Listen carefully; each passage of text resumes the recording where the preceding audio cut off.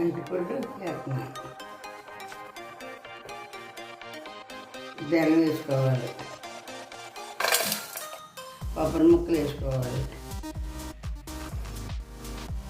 మామిడికాయ ముక్కలు వేసుకోవాలి, చింతపండు రసం గుజ్జు తీసి ఉంచేనే అది వేస్తున్నాను,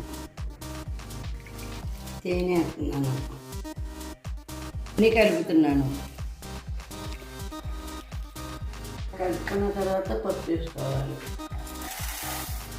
ఆ తర్వాత కొబ్బరి వేసుకోవాలి, తర్వాత యాలకులు వేసుకోవాలి. అన్నీ బాగా కలుపుకోండి. సాల్ట్ వేసుకుంటే రుచిగా ఉంటుంది. ఉగాది పచ్చడి రెడీ అయిపోయింది.